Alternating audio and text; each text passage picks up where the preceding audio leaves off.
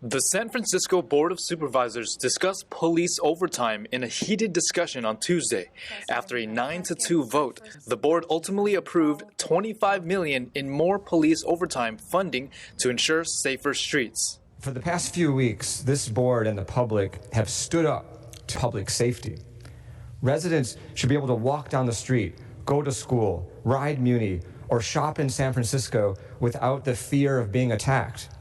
Residents should be able to park their car on the street in San Francisco and not return to a smashed window, stolen bags, or car parts sawed off.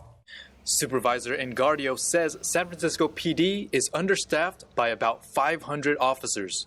No one wants to be a police officer in San Francisco anymore. Too often, they don't feel welcome. The San Francisco Standard reports that the board passed the budget supplemental with Supervisors Shaman Walton and Dean Preston dissenting. There were arguments over police being deployed to retail shopping districts over neighborhoods.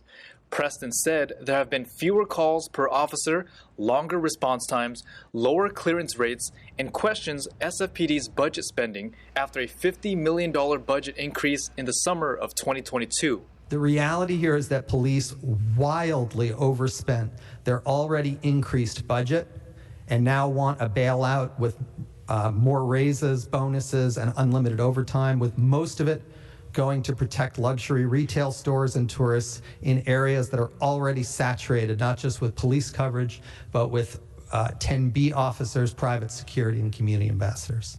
But the city's police chief's main concern was to prevent a hiring freeze.